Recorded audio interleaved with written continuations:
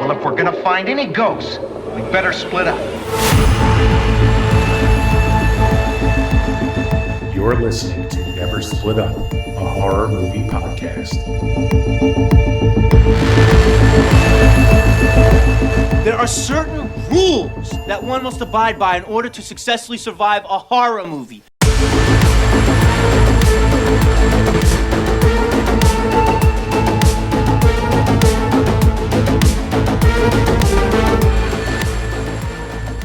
Hello, everyone, and welcome back to the Never Split Up podcast.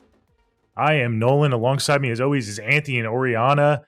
Today is our big end of year 2025 episode. We are going to be giving you our rankings of our favorites of 2025, as well as some other goodies. How you guys doing today? What's going on? Happy New Year. I believe this episode is dropping New Year's Eve, so Happy New Year to everyone else. We're filming this after Christmas, so I had the whole day to relax, be in Stranger Things mode, and then wake up and do this podcast. Oh, yeah. Yeah. I'm excited to do this year-end recording, but also nervous because you know how I get about my list. And I feel like I'm also a Debbie Downer because I feel like so far Stranger Things, the final season, hasn't been clicking for me. So I have to watch the new episodes, but so far it's been all right for me. Yeah. Okay. Yeah, no, I feel maybe we can do a special Stranger Things mini episode when it's all said and done. But yeah, I've been keeping up with it. I just watched the newest batch. It's good. It's always tough to end such a big show like this. They have to wrap up so much stuff, and I do not envy the writers for sure, because everyone has their preferences, and I think they're doing an all right job. It could be better, maybe, but we'll see in the finale. I think they'll hopefully bring it all around. But yes, Merry Christmas to everyone. I'm excited too. I think we made a video, right, Oriana? We on TikTok where, and I think we might have posted on some other websites as well. We got some feedback from you all. You guys told us your favorites of 2025. So we'll reveal those as well as we get towards the end of our list. So this is going to be a big, fun episode celebrating a pretty good year in horror. We've had a good run of years. We're eating good as horror fans. And yeah, this is going to be fun. Do you guys want to cover anything before we dive in and just get to our lists? No, I just have my usual disclaimer that I'm one person, so I haven't seen every movie that's come out this year. So that's just my disclaimer. Of and course, also, yeah. This is just our opinions. So just come for the ride and give us your picks. And yeah, we're human, so we have not seen every movie and every horror movie this year, even though we love horror so much. We have definitely tried to watch a lot of these. Yeah. Yeah. I mean, that just goes without said. I mean, we're not machines, you know, like we try our best, but it's impossible to do that. So, okay, let's dive right in. We're gonna follow the same format as we did last time we did a ranking. We're gonna save some honorable mentions towards the end. We'll wait so we don't spoil what's not on our list first, because as always, we don't know each other's lists. We haven't discussed our top 10s with each other, so this is going to be like us reacting in the moment. And I'm always excited to hear your guys' lists. It's always cool to kind of see how different our lists are and the overlaps. So this is going to be a lot of fun. And I feel like Anthony, Oriana, you joined us as of late, but me and Anthony, we really haven't covered. We covered a few new releases, like in the springtime and stuff, but we've been covering not a ton of new releases. So I don't really have a good gauge of like where you stand on this year. So I'm really excited to hear both your guys' lists. This is going to be fun. So who wants to kick us off? Who wants to go first with their number 10? I'll go. So for this one is very much more horror, comedy, thriller, but I had an amazing time when it came out at the beginning of this year, and that was Companion. I thought that Jack Quaid and Sophia Thatcher were amazing. It was just a fun time. And my only gripe with it is I wish we didn't know she was a like robot or bot girlfriend. But all around, the film was a fun fucking time, and I had enjoyed it so much. So that's why it's at 10, but made my top. Yeah, I loved the acting in that movie was really solid. I mean, Sophie Thatcher's awesome, and Jack Quaid just plays such a great, like, annoying douche, if you will. Yeah. Yeah. So He's yeah, so good at playing an asshole. He's yeah, so that was a good. good He's that was a so good time. good. I actually watched that recently. I didn't watch it when it came out, and I was pleasantly surprised. I had a good time with that too. So okay, great start. Ant, you want to go next? Yeah, I'll go next. Yeah, and I'm happy that I was thankful for the internet for once that I saw some people saying don't watch the trailer. So actually didn't watch the trailer and I went to go see it in the theater with fresh eyes. I'm like, oh, this is a fucking banger. And I love Sophie Thatcher so much. So that I adore that movie. But yeah, my number 10 is the most mainstream entry of all time franchise movie. And I don't care, you can give me the daggers, but I adore it because I love this couple so much. And my number 10 is The Conjuring Last Rites. I had a really, really good time. Again, this movie plays it super safe and it's your run of the mill Conjuring, but I think it's Michael Chavez's best directed movie so far.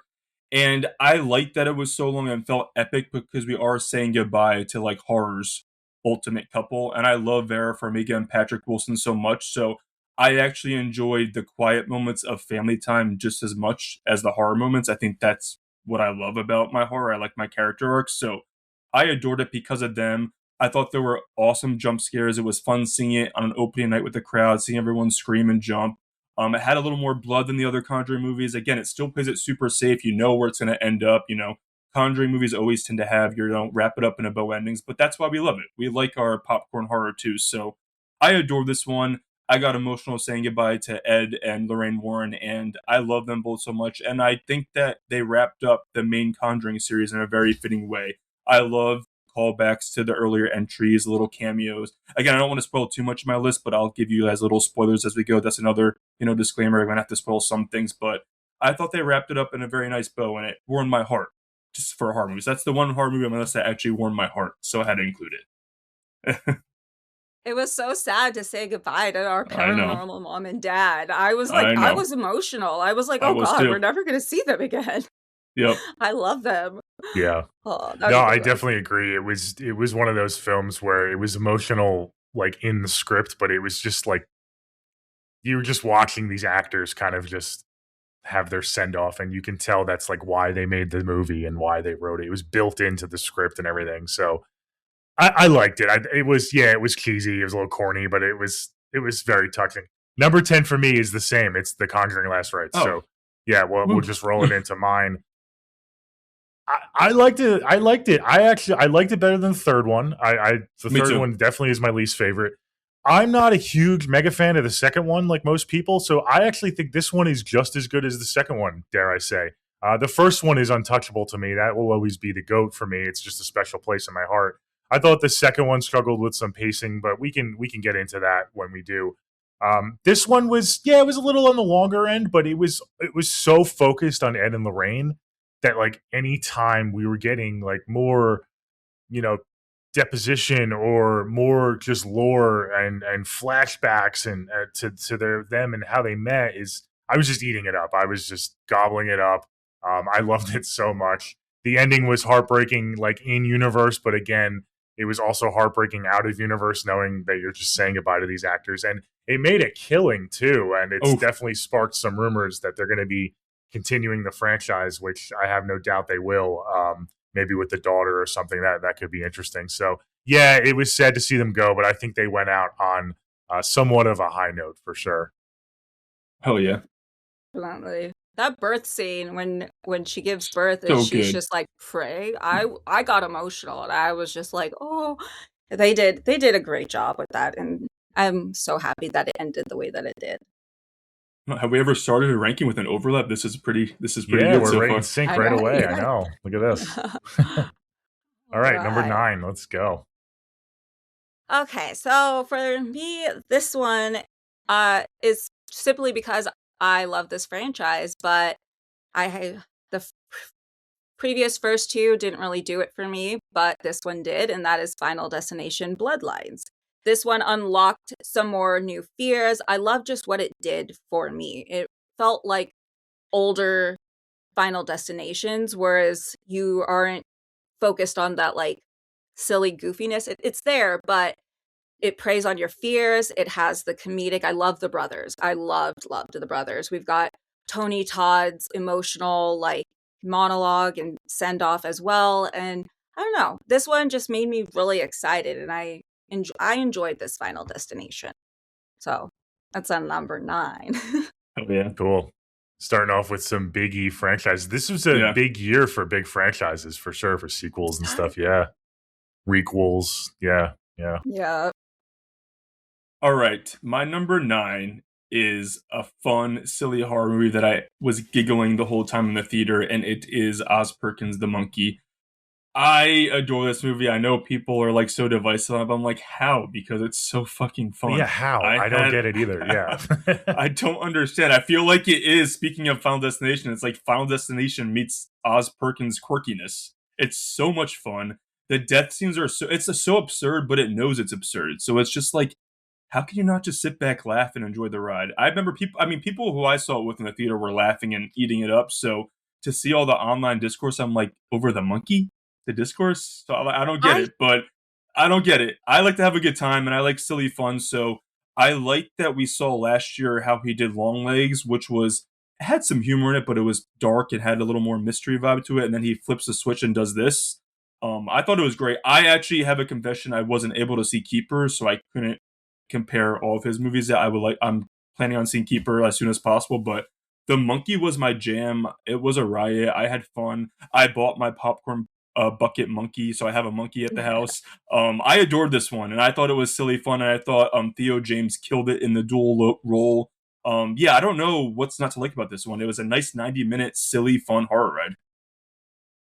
Honestly, I don't know. I was surprised by the Discord too. Like, because there was so many people, like there was like forget Osgood Perkins like showings in the theaters, and everyone was dissing that the monkey was going to be showed. They're like, can we just skip this? And I'm like, what is this like issue with the monkey? It was so fun. I don't get it.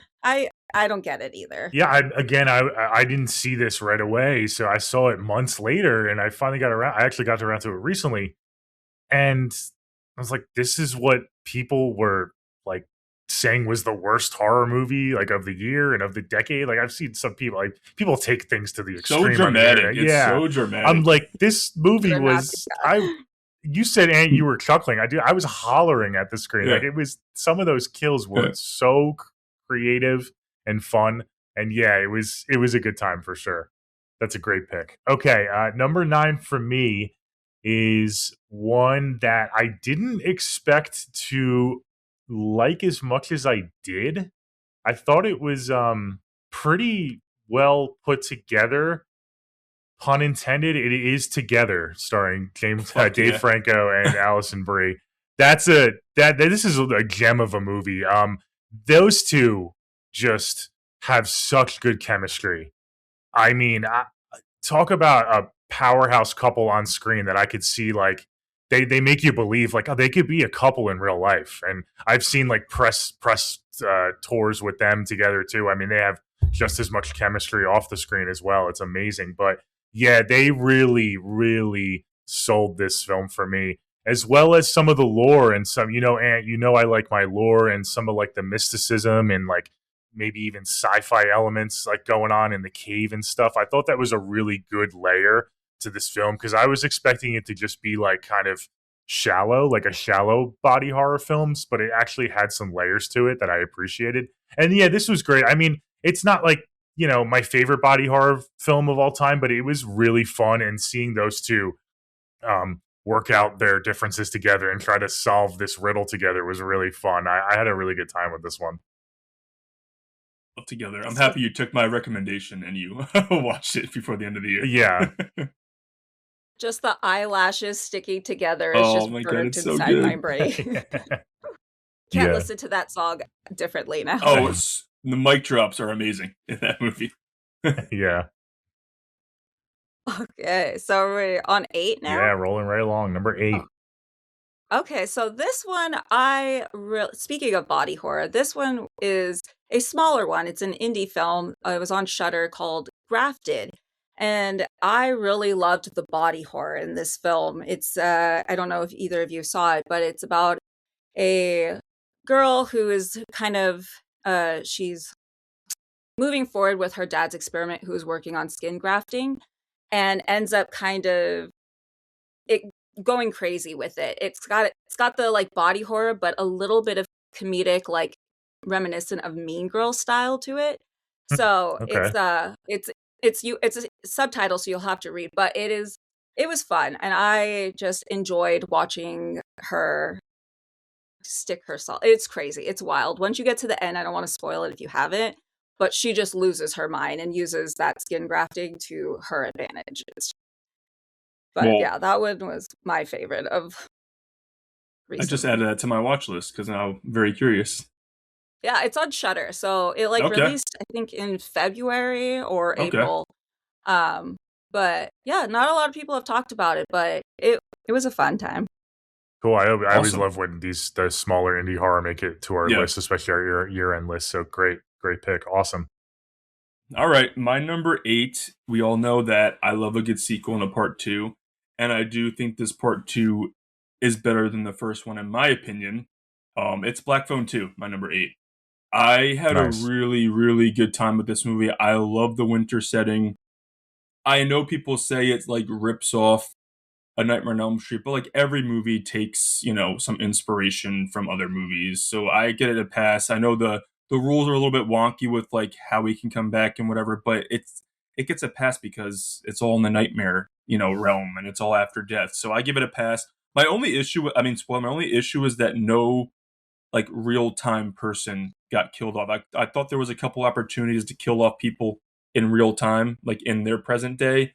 But other than that, I thought that Ethan Hawke brought it in this one even more than the first one. He had some cool lines in the first one, but I mean, Nolan and I recorded a podcast, but my issue with that was like, give me more Ethan Hawke. And I feel like even though he was dead and coming back from the dead, I had exactly what I wanted from him. And I think the sibling relationship is the secret sauce to that. I guess this is going to be a franchise. So I think they're like the Ed and Lorraine. They're the brother sister Ed and Lorraine of this franchise. So I'm excited if they make another one to see them come back. Again, it has the heartwarming stuff, but it has the violent stuff.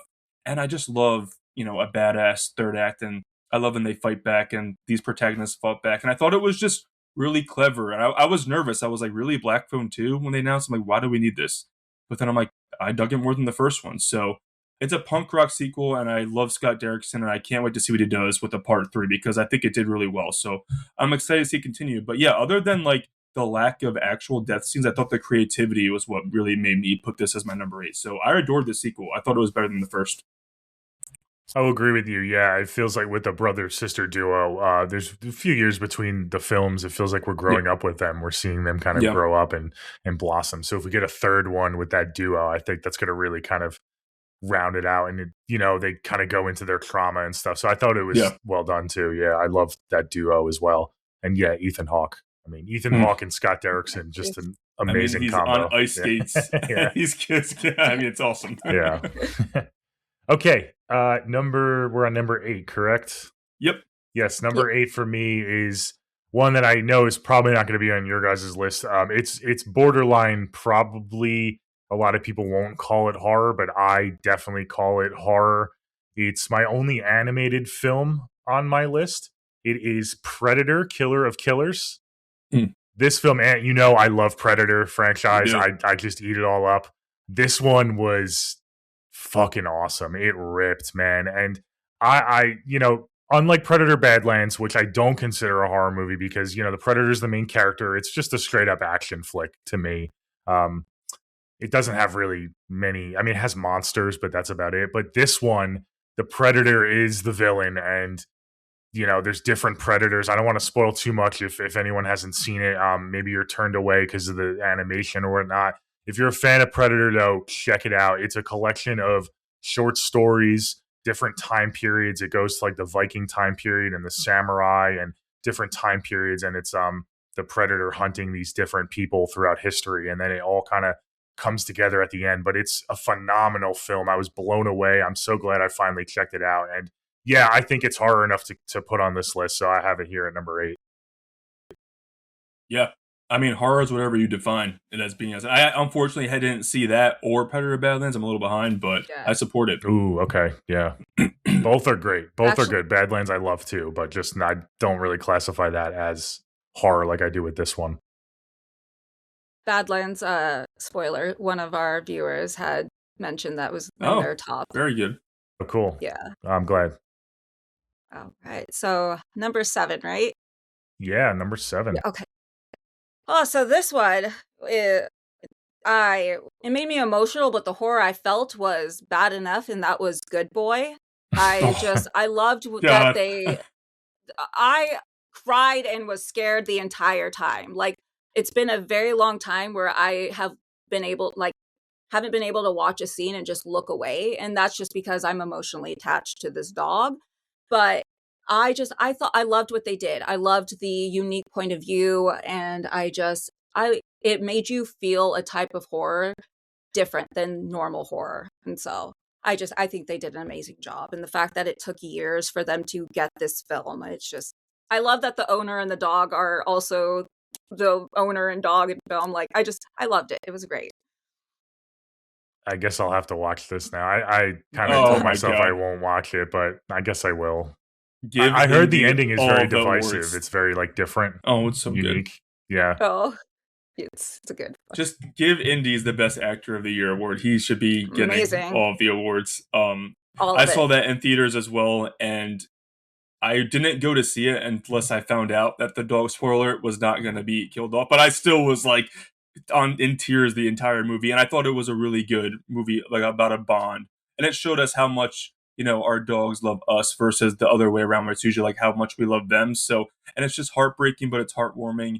And if you stayed after the credits, you saw how they made it and how much care went into it. That the dog was literally just playing the whole time, which is hilarious. But it's such a good movie, and I'm happy you put it on your list. I made sure I supported that one in theaters, and I'm so happy. And it's a quick, 75-minute runtime, so they really did everything with it. It didn't feel like too long with a dog just being the point of view. I thought they did it really well, so I'm happy that made your list. Another indie horror. I love indie horror, so I adored that one. But my number 7's going to get me some flack from cinephiles from having it at number 7, but it's on my top 10, people, so breathe a little bit. My number 7 is Sinners. I Nice. loved Sinners. I went to the theater and I was friggin' about to get out of my seat and start dancing. I mean, and I don't do that. I friggin' loved it so much. The thing is, we're doing a top 10 horror, and while I love it, and I think that it is a masterpiece, and it's like one of the cinematic events of the year, and you know how much I love going to the theaters, I just did want a little more of the vampire horror. I mean, but it's funny because I also was just as invested for the first hour and a half when it wasn't that.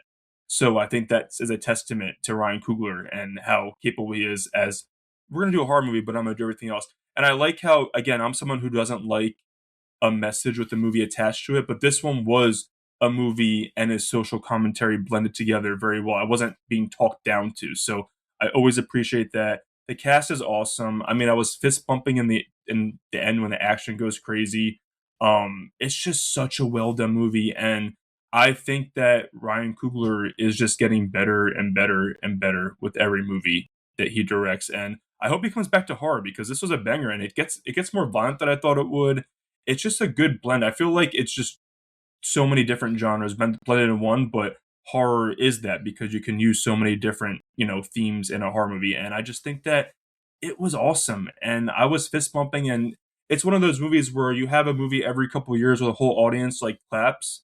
And this one was one of those movies that when the credits started rolling, everyone just clapped. And it was a great time and a great movie. And I own it. I watched it a few times, and I just love it so much. It's just not top 5 because I always want more horror in my movies. And I know what he was trying to do was not just horror. So that's my only ding on it. But yeah, this was one of the cinematic events of 2025. So it has to be my top 10. I love it so much. Yeah, that's fair, because I kind of agree with you, because he had some of the elements there, like the formula was there. He had some of the imagery, especially sprinkled throughout this film. And then by the third act, it kind of goes away, like the horror imagery. So I do kind of wish selfishly he leaned more into that horror element, just because, we're all horror junkies. So, but yeah, I love seeing vampires just dominate yeah. the box office and social commentary and all that. So anytime that happens, I'm going to champion it. So yeah, great pick. Okay. Number 7 for me is overlap one we've talked about. It is Companion. mean, Hell yeah. this Yeah. film was not I was not expecting it to be as good as it was. It was, again, one, this is a theme for me. I didn't see a lot of these films when they first came out. You know, I have a toddler at home. I'm a busy guy, so I can't make it to the theater as much as I used to. So I saw this after the fact. I had already seen the commentary, how, you know, they spoil it like in the beginning of the film and in the trailers, and it's so obvious, and people who are kind of bashing the movie saying like, oh, I knew it was going to happen, so it's not really worth the watch. So I was kind of like not reluctant, because I do like Sophie Thatcher and Jack Quaid, but I was keeping my expectations in check. And luckily they kind of surpassed those expectations, because even though, and I get it, you wish that maybe they held on to the secret a little bit longer in the film. I was fine with it, because everything else was so good, and like everything was played out so well, and like I said, the acting was so well. There were still a couple like shock moments where I was like, I did not expect like things to kind of crank up. Like I wasn't expecting things to go from 1 to 10 so quickly, which they did. So that was cool to see kind of this full throttle for almost all the movie. So that was a lot of fun. And yeah, this was a good time. This is a film that I did not expect to be as rewatchable as it is, but I could see myself rewatching this again and again and again, and having a fun time each and every time. It's just a fun one, and then you watch Yeah. Jack Quaid get his ass kicked. Yes. Yeah, exactly.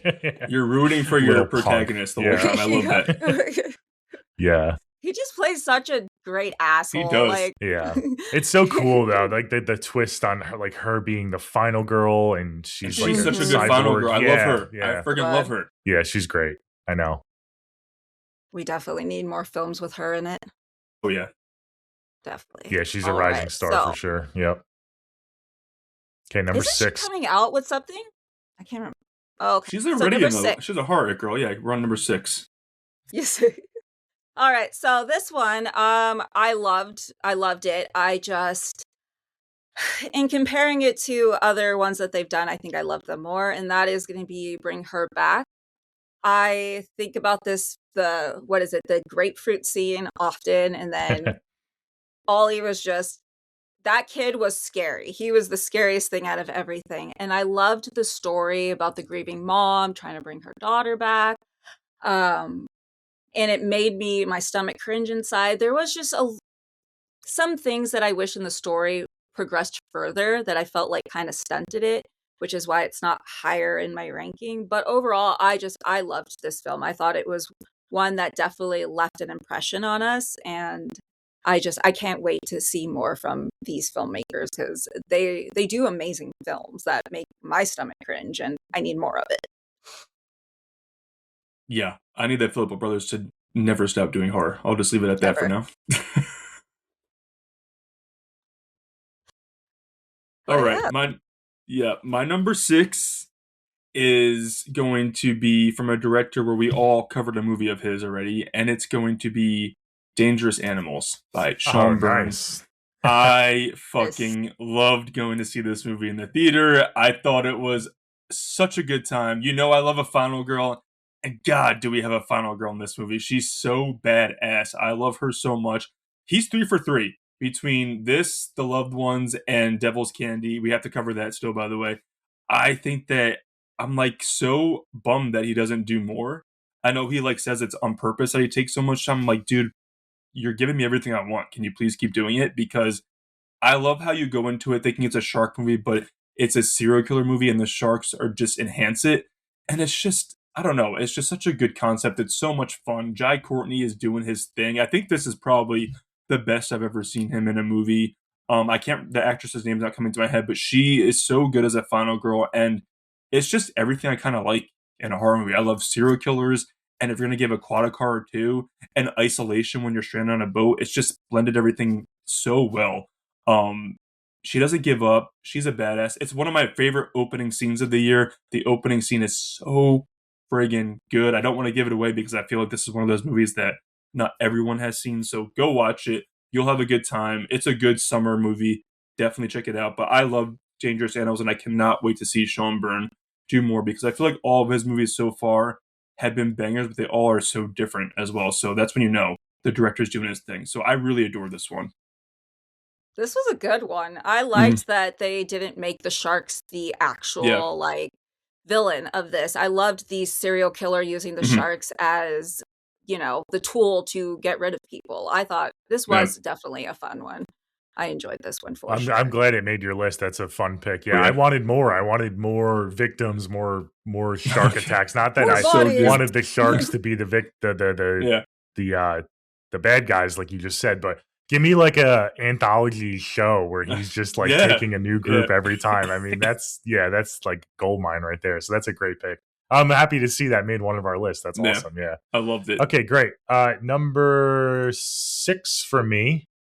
We're getting to it, almost halfway through.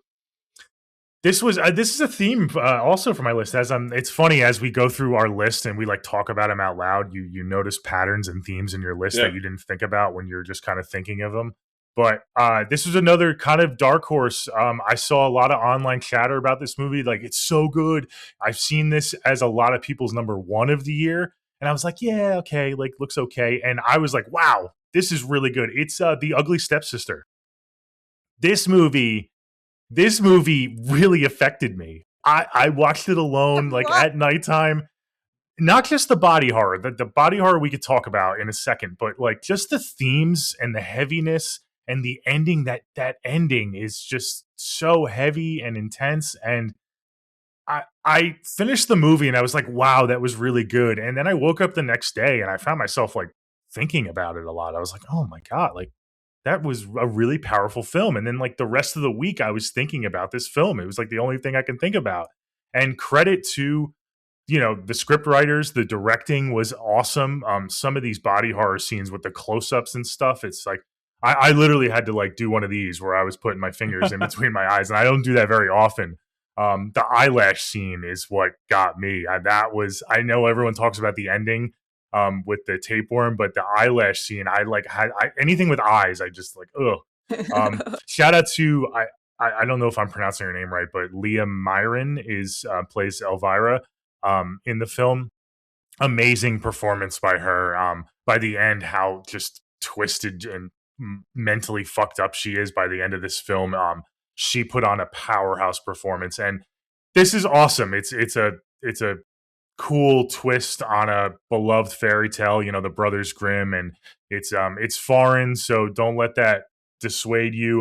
Definitely throw it on with the subtitles. You'll still get a lot out of it. And this was one that really blew me away, and I was not expecting to like as much as I did. Yes, I love that it made your list. I love. Well, Yep. we'll get into it, but yeah, it was one that impressed me a lot this year, and I loved it. I still have to watch it. That's my confession. Yeah, It's on my we're not gonna list. spoil anything, but it's definitely It's on worth my a watch. list. I started it like too late every night, so I'm like, I can't because I got to go to sleep. But I will get to it, and I've heard people raving about it. Yeah, you got it, man. It's really good. It's my favorite body horror of the year for sure. Okay. Yeah. Okay. Yes. All right. So top 5. Yeah, top 5. Yes. Here we go. 5.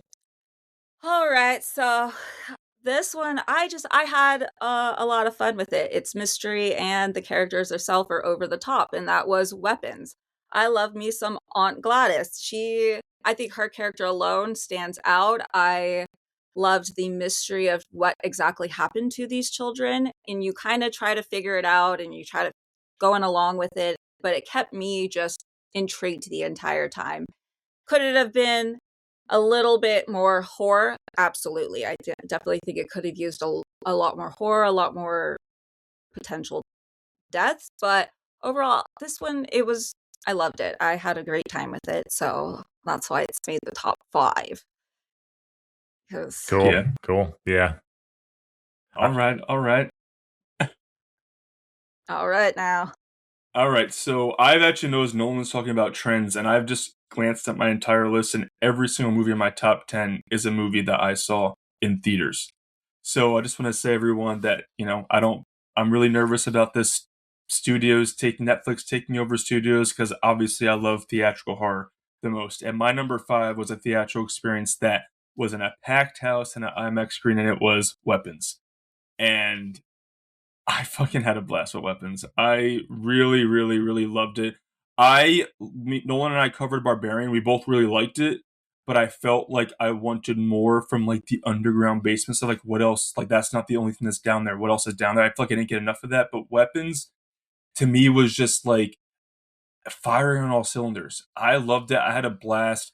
I love being in an interactive audience, and everyone was on the edge of their seat. They were laughing at the right moments. They were screaming at the right moments. They were shouting at the screen. We were supporting our lead so much. I just think this is why I go to the movies, because of movies like Weapons. And I just think that Aunt Gladys, I mean, the actress is like getting so much critical acclaim. I'm like, hell yeah, I don't care about awards. I'm like, hell yeah, give her the awards because she killed it. And she's a horror icon already. I see so many Halloween costumes already about her. I love Julia Garner. I love her segment. The scene when she's like drinking and she falls asleep in her car and the woman like walks out of the house and like doing the funky walk to the car. The audience howled. I was just like I was smiling because I was so happy that like I'm in a horror movie and it's a packed house like an Avengers movie and everyone just being so interactive. So I adored it. I know some people were like, because it was very hyped up. I think that's the almost like the sin of like movies these days, where like it's so hyped up, where people go in there like disappointed. So I went in like not expecting much, but I'm like, this is fucking awesome. So I loved it. It's violent. It's hilarious. It's there's secret things going on. It's scary. It's fun. It's just a fun time at the movies, and I am so excited to see Zach Cregger do more because I think that this was I liked Barbarian, but I really, really, really, really loved Weapons. So I'm excited to see him do his Resident Evil and do more original horror. I want my Aunt Gladys spinoff, and I want all that. So I had a great time with Weapons, and it's funny because I thought that there would be no like rewatch like the first time, but even when I bought it on Blu-ray and watched it at home and showed it to people, it gets better every time almost. I'll never forget the first time watching with the audience, but every time I watch it, I'm like, this movie is like even tighter than I thought it was. It's so good. So I loved it. And I watch it. It's one of the ones on my top 10 that I rewatched the most. So I adored Weapons. Nice. Oh, I need that Aunt Gladys prequel immediately because I can only imagine the diabolical things she was doing before that. And the third act, I mean, there was like clapping in the theater and fist bumping the whole third act. So I mean, I love me a good banger ending. Right. Oh, chasing Aunt Gladys through all the house. It was amazing. It's so good. Okay. Rolling right along. Number 5 from me is going to be another overlap for you, and it's going to be Sinners.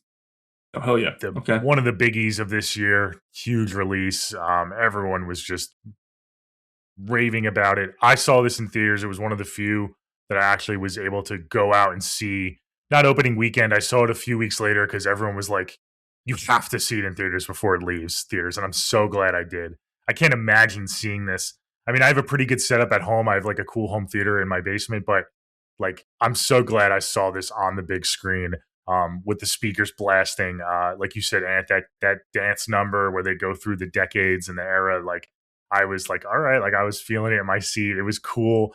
It had a little bit of everything. Again, if I had to nitpick, me personally, I would have liked if he kept those horror elements throughout and it was present throughout. But that's such a nitpick because this is such a fun movie. It's got everything you want from, like, it stays true to like a lot of the vampire lore, which I really appreciate and like how, some of the rules of vampirism I really like. I don't like when movies stray too far from like the rules and kind of make their own thing, which is cool too. But I'm glad that they stuck to kind of the roots of that. And the setting was great. I love the setting of this film, super unique and super powerful. It's such a strong kind of setting where it's like so culturally just rich that it really helps you kind of feel like you're in the movie with these characters and you're kind of just like a bystander. The acting is amazing. Obviously, Michael B. Jordan and Haley Steinfeld and the rest of the cast. Shout out to, I forget her name. I probably have it right here. Grace. Grace was like the MVP for me. She was standing on business. Yeah, she was awesome. She was probably my favorite character in the whole film. And I haven't really seen this the second time. I haven't seen it. I've only seen it the one time in theaters, but it was so powerful that I had to put it in my top 5. It was just so good. Oh, it was It was definitely an amazing cinematic experience in theaters. Yes. All right. So I'll just go right into number 4. Mine is Sinners. Nice, I cool. just Oh, all all three. the Three thi top tens. all the great things that has been said. I thought it was an amazing film. You know, I love vampires, so I love getting to see a slightly different take. I loved the soundtrack. I listened to what is it, Lie to You, like it's So on my good. workout playlist like a lot. It's a great film, and it really does show that you can elevate horror in a way where it doesn't have to be what everyone imagines it to be and still get like the point across. I agree though that I really wish they would have utilized the vampires and seen a lot more of them, but I like watching vampires feast on people, so that's just me. But yeah, this one definitely made my top 5 because it was an amazing theater experience and a beautiful film, and I could not have enough great things to say about it. Yeah. Anytime you get like a major director like Ryan Coogler, who isn't known for horror, like dive into this genre and make this giant release that's genre bending, and people that don't call themselves horror fans are going out and seeing it, Yeah. that's a win for the genre as a whole. Even if it doesn't work for you, I mean, it's still a win. I mean, I've seen some discourse online where people are saying, "Oh, it's a little overhyped." It's like, yeah, maybe like to you, but like you have to understand, like this is awesome for the horror genre. It's awesome for vampires. Vampires are back in again with Nosferatu and Sinners and all that. So that's really cool to see. So yeah, I'm happy it made all of our lists for sure. I was curious to see how high. I pretty much knew it was going to make our list. I was curious to see how high it was Yeah. going to get. So yeah. Yeah, I like the variety. And I also run to the playlist, the soundtrack. It's so good. Oh, it's such It's a so good one. good. But my number 4 is, it actually blew me away. It's a dystopian horror movie, and it's The Long Walk. I left this movie, like, I actually sat in the theater and I was like, I'm crying. Like, this movie's making me cry. I describe it to anyone as like a fucked up Stand By Me. And Stand By Me is one of my favorite movies of all time. So this had to make my list. I mean, Francis Lawrence, he did the Hunger Games movies, but he just took it to another level. I was in shock of how like in your face violent it was with the killings, and how they're like, we don't care, we're gonna kill kids the whole movie.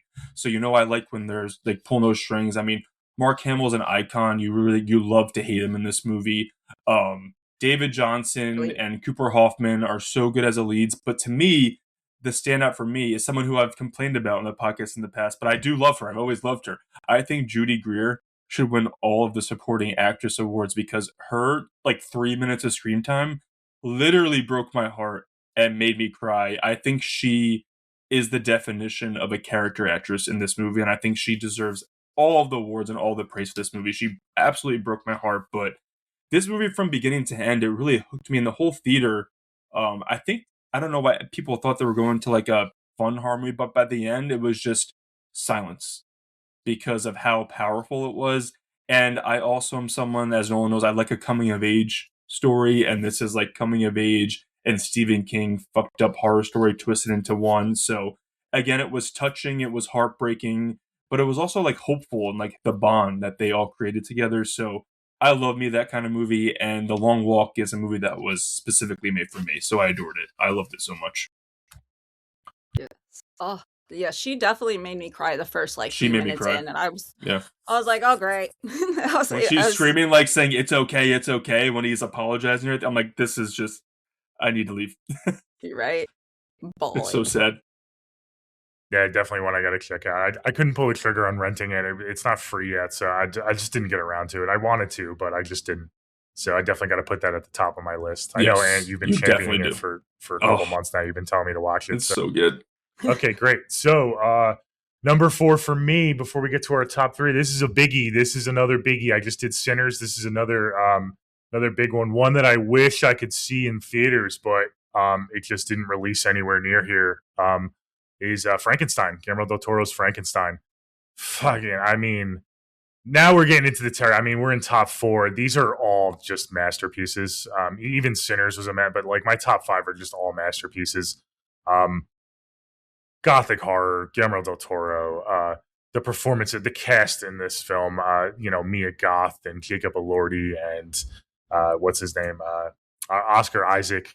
Those three, just Christoph Waltz too. You can throw in there, obviously. I mean, those four, amazing, amazing, amazing. Everything from the set pieces to the costume design to all the practical effects that they use. Barely any CGI, if at all. Guillermo del Toro likes to keep it practical. You could tell this was his like magnum opus, his masterpiece, something he's wanted to do his whole life, and he put so much love into this script and this film. I know it's not exactly super faithful to the book, Mary Shelley's book, but I like his interpretation of this story. I think he takes enough liberty to make it his own, but he keeps it true to the original source material. It's such a beautiful film. It's a film that I could just throw on day or night, winter, summer, autumn, spring, and just get entranced in this world. It's so heartbreaking and beautiful. It's got some scary moments, but not super scary. It's more just gothic horror. And I mean, if you haven't seen this yet, what are you doing, right? I mean, I feel like everyone has seen this by now. Obviously released on Netflix. I really wish that it was released nearby in theaters because I wanted to go so badly, but unfortunately, Netflix, it was a miracle they got it in as many theaters as they did. And I know Guillermo del Toro fought tooth and nail to get it in as many as they did. So I applaud him for at least getting that small window. But yeah, this was just, I mean, I have nothing bad to say about it. It's beautiful. It's a long film, but I feel like it needed every minute of it to tell that complete story of the different POVs, and just amazing, incredible. Oh, so should we talk about the films Yeah, that okay. our viewers So had we're said? getting to our top 3, ladies and gentlemen. I hope you're enjoying the episode so far. We're going to take a quick break from the list. We're going to talk about, I think, our honorable mentions. We're also going to throw in, not to keep it too negative, but I know we each have a couple, like, maybe disappointments of the year where films we were hyped about, we were a little disappointed in. We're going to talk about those real quick, and then we'll get back to our top 3. So let's start, I guess, with our disappointments. And I'll have you go first. You rattle one off. Okay, so much like last year, where I was so pumped up for one of my childhood favorites, Salem's Lot, that I was so disappointed in that movie. I had a similar experience. I'm literally wearing the shirt right now.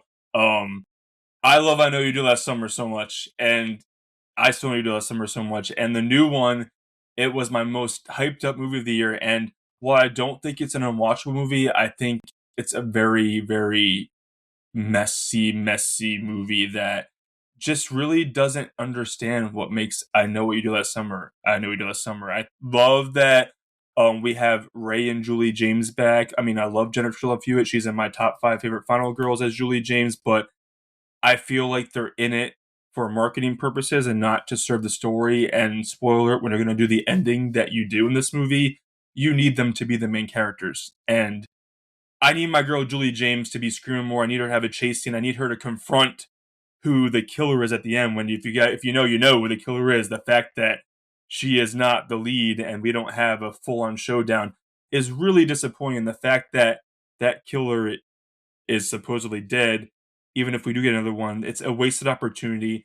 I thought the new cast, I mean, to me, I'm a 90s kid, so no one's going to ever compare to I Know and I Still Know, but I think they pale in comparison in every single way to the old cast. I think it was just trying too much to be like hip and, Gen Z and silly and cheesy, and, we're not taking it seriously. We're like the first two were silly. I mean, the concept of the movie is silly, but I feel like the first two did it naturally, and this one was trying to do it. So I just feel like the director didn't really understand the assignment, unfortunately. I mean, the first two have some of my 2 favorite chase scenes of all time, and this one didn't even have a chase scene. I mean, you really don't understand I Know You Do Last Summer, I'm afraid to say. And so, while I think it's a watchable movie and, like, people will have fun with it, it's just not my I Know You Do Last Summer. So I left the theater. I saw it twice in a row. So I even gave it a second chance in theaters, and I bought it. I own it, and it's just, it doesn't do it for me as much as, the first one. This is coming from someone who's a diehard fan.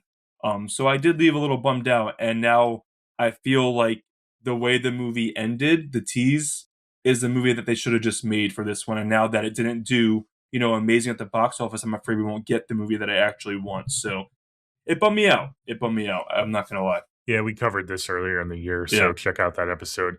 Yeah, and it's a bummer, especially knowing that Jennifer Love Hewitt wanted to be in the movie more. It's not like she wasn't game, so it's like, well, she was game. Like, why didn't you tailor the movie around one of the most iconic characters? She is the franchise. Yeah, Like, what are so you doing? it's a Right. bummer. I hear your points, and I didn't love it either for a lot of the same and some different reasons. So I get it.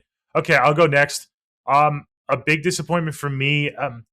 Not because I was super hyped about it, but because I thought this was the movie where I was going to become a fan of these directors. It's Bring Her Back. It's one that we talked already on this episode. I didn't hate it. I just don't think that the Filippo brothers are just my cup of tea, I guess. They're kind of 0 for 2 for me. I didn't love Talk to Me either. And I know that was beloved for different reasons than this one. I thought Talk to Me could have went deeper into, just deeper. This one went deep. It went heavy. And it's still, I think I think the through line is I don't love the characters that they write. There wasn't anyone in Talk to Me that I loved, so I wasn't rooting for anyone, and there wasn't anyone in Bring Her Back that I really resonated with. The kid was pretty creepy, but the main characters, even, I was like, all right, they're all right, they're cool, but I wasn't cheering by the end of the movie for them to survive. So Oh, I see what they were going for. I get it. It's not like I don't get it. I get how heavy the film is and the themes, and it's heartbreaking with the mother, but it was hard for me to feel that for her because she was so evil. So it just didn't resonate with me. And I have to chalk it up to, I know they're popular films and they're popular directors. Maybe they're just not my cup of tea. I'm sorry. we need to put this movie on the list to cover ASAP. Yeah. Yeah. We still have to cover Talk to Me too. Oh, we so, do. Yeah, we do. Yeah, we do. Yeah. Oh, I loved Talk All right, to Me. Oriana, what do you got It's for a us? bathroom scene. So this one is probably no surprise because a lot of people were disappointing for it, but I expected a little bit more because I went to Midsummer and I went and sat through a panel and the filmmakers were talking about how they were changing things up. Anyways, it is Strangers Chapter 2. I was so bored within the first 20 minutes. It's this long chase scene where it doesn't really, not a whole lot is happening. And then you end up back at the house, and it's just you had this opportunity where strangers could be anyone, and to make it creepy. But the more that they tried to push this narrative of finding out who one of them is and giving us this backstory, it lost the point for me. And this one, I had higher expectations because I was watching the filmmakers talk about it, and so they were acting like it was going to be something different, and I just ended up being like, what are you guys doing? What were you talking about? Because and now there's a chapter 3 and I'm like, well, what is the point? Honestly, I'm not even honestly not excited for chapter 3, but I'm still going to watch it because I'm invested now. But Yeah, you are. You're Yeah. gonna watch it. I'm definitely going to watch it. I'm invested. But yeah, Yeah. it missed its mark for me. So I didn't love it. And I just was not even just it's all right. I'm just what was the point of making this film? Luckily, I'm not as invested. I won't watch the second. The first one was so dog shit for me. I won't watch the second one. So I'm good. Now that I heard that, that's enough for me. And yeah, that was our two picks. Me and Anthony are pretty divisive, but that one I think is generally agreed. Those aren't great movies, and that second one's not great. So It was awful. yeah, that sucks. I'm gonna do my other disappointment that I was really my only other disappointment, something I was looking forward to, and it didn't work for me. I'm bummed because everyone was raving about it. I'm like, there's something wrong with me, but I'm not gonna lie to myself. I did not really like the Silent Night, Deadly Night remake. I haven't watched. It did not work for me. I think that they had a lot of cool ideas, but none of them succeeded. And I also feel like, we just covered Silent Night 2012 and we said that was a loose remake and it just took name and paid a few homages to some kills and stuff. This one, I feel like just literally took the name to cash in on it. And I feel like I don't want to you guys haven't watched it, so I'm not going to say much, but I feel like it doesn't understand what Silent Night, Deadly Night was. And again, it's a movie that's trying to maybe be a little too serious, but then it wants to be hokey, and it's just trying to do too many things at once. And I mean, Rowan Campbell's awesome. It's not him. It's just the movie is so jumbled, and it just doesn't feel like the slash movie I wanted it. And honestly, people were saying, oh, this is bloody awesome. I feel like even the kills there were some awesome kills, but I feel like it was more tame than I wanted to be too, especially from a movie that's unrated. Yeah. You know what I mean? So yeah, it bummed me out, and I feel like it got a little hokey. Cool ideas, but it didn't succeed, and it didn't work for me. I was not a fan. I was so amped when I went to go see it in theater. I'm like, oh no. And so while it maybe didn't disappoint me as much as I Know It Does Summer, but I think that's just because I love I Know It Does Summer more than I love the OG Silent Night Deadly Night. I think this movie is worse than that movie.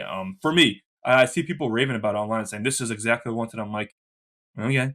But yeah, it didn't work for me, and it bummed me out. I left the theater actually bummed out because I was like I talked to you guys on our last episode. I'm like, I can't find it in the theater. And then like literally 2 days before it came out, all the theaters by me started showing it. So I'm like, yes, I'm going. And then I was like, oh no, I didn't like it. So yeah, it bummed me out. It bummed me out. So those 2 movies I was really looking forward to, and they really both bummed me out. Okay. That's fair. I'll Yeah. just rattle off. Go ahead, Oriana. You want to say something? Oh, I was just gonna say I've heard mixed opinions about it Yeah, same. too. People. Okay. Yeah, I gotta check it out still. I haven't been able to check it out. I'm curious to see I your guys' just opinion. have one more. I'm not to keep it too negative. We'll just rattle off one more. This is another biggie. Like this is a real big biggie. It's on both of your lists. No. I did not vibe with Weapons. I'm sorry. Oh, I knew that. I knew you didn't. Yeah, Yeah. I'm knew sorry. that. I know, I and you fucking talked love about it. kind of the hype and stuff.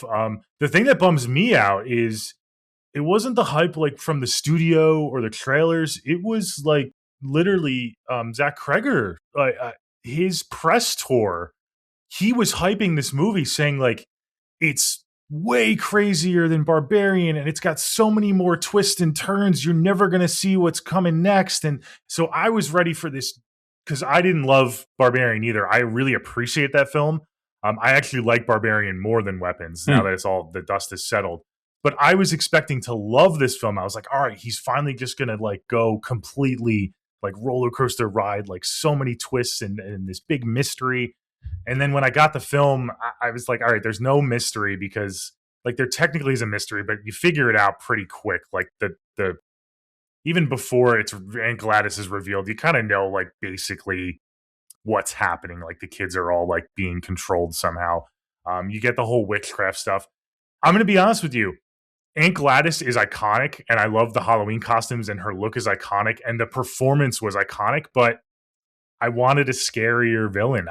Again, she wasn't scary. It was more kind of hokey and like, all right, it was fun. Like the third act was a lot of fun, but it was more like he made it like for audiences to like cheer and clap than he did to like make it like suspenseful.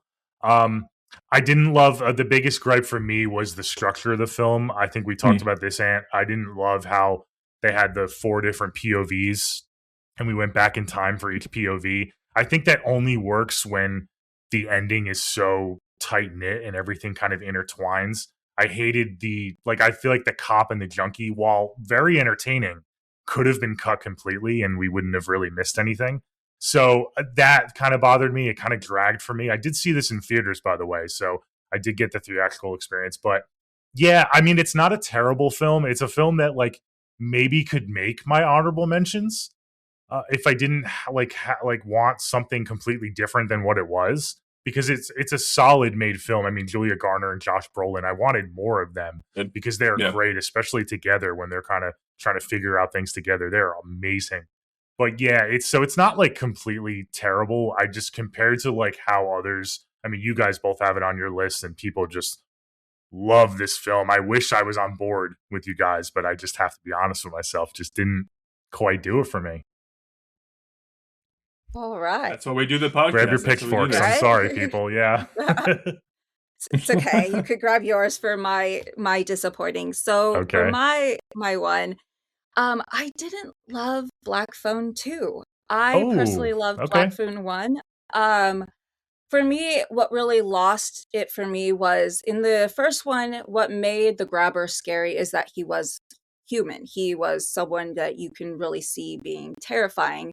when you start into slipping to things like nightmare territory, of course, we're going to get the Freddy Krueger reference. It's just, I did not like how powerless the grabber felt in this. Mm. Like, it just felt like he was toying with them, but he didn't have the grip I feel like he could The have grab. had if he was, yeah, the grab. grab. Yeah. So, like, it's just, and I saw this in theaters with my mom, who, my mom likes horror movies, but they have to like really freak her out. But the jump scares got her.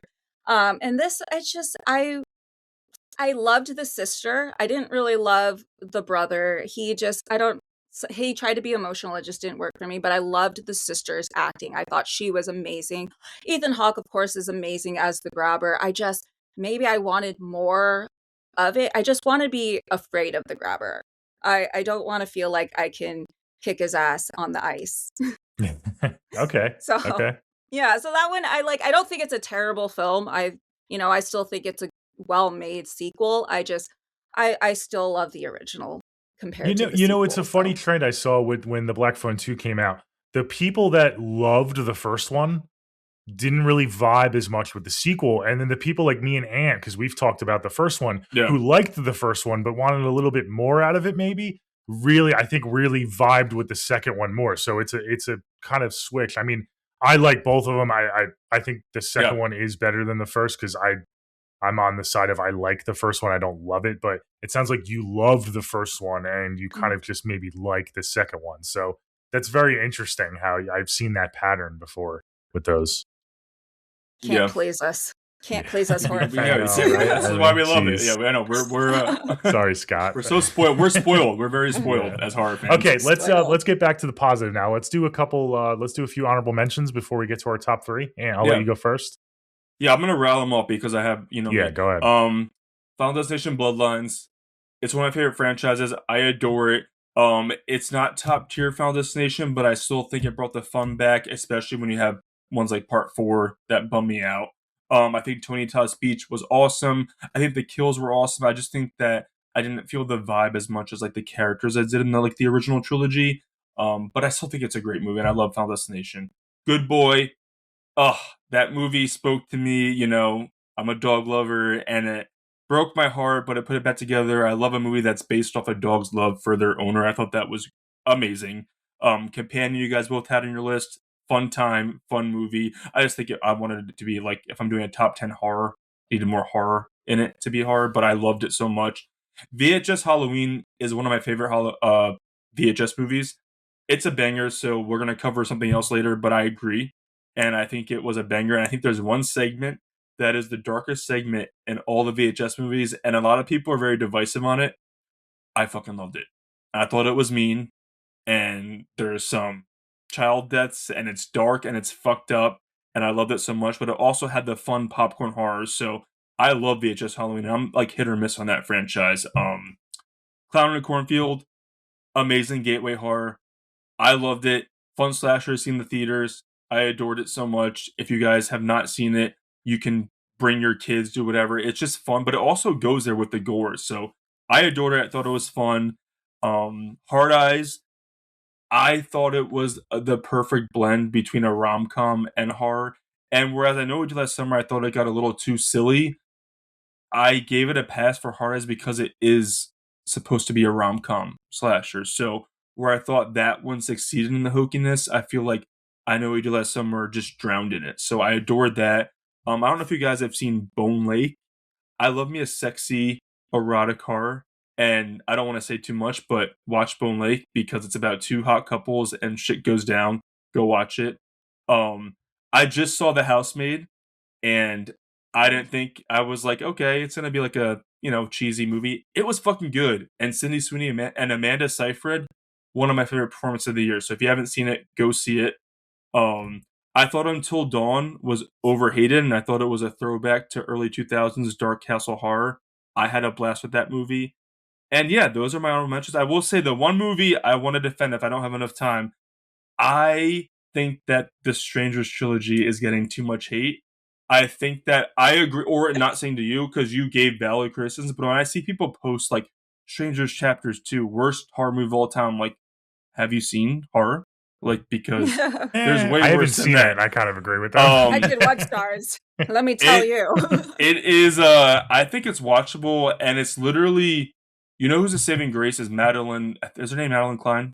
I don't know if No, that's Yeah, I her. think Madeline Petsch. No. Madeline Petsch. Madeline Petsch, Petsch. yeah. Sorry, Madeline Petsch. Madeline Klein. One of them. She's in. She's in, yeah. Madeline Petsch. I think she's a saving grace of the trilogy, and I didn't mind the backstory as much. And you know what it is for this trilogy? I've gone in with zero expectations, and I've left saying like, no, this is not a good thing to say, but I'm like, it's fine, and that's not a good thing to say, but I'm like, it's fine. Yeah. It's watchable. So where everyone else is saying these are the worst horror movies ever, I'm like, these are not the worst horror movies ever. Think just fine, and they're throwaway. So not saying I'm praising them, I'm giving them like an honorable mention. I'm just saying I think they're overhated, and I think that they're watchable enough. And I think that the first 20 minutes of Stranger Chapter 2 when she's in the hospital is my favorite, and it's a throwback to like the OG Halloween 2. So I really like the first 20 minutes. After that, it goes a little bit, all over the place, but I think they're watchable. So yeah, those are my honorable mentions, and I will defend the trilogy so far as watchable enough for the Strangers. Okay. Okay. Now that we got Ant's top 25 of the year, geez, Yeah, I mean, exactly. oh my gosh. Exactly. All right, I just have like 3 or 4. Yeah. You mentioned Bloodlines. Bloodlines again.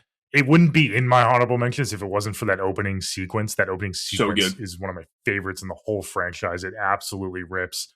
The rest of the movie, some of the characters I liked were fun, but didn't really do it for me. But I'll give it an honorable mention because I love that franchise. It's fun. VHS Halloween.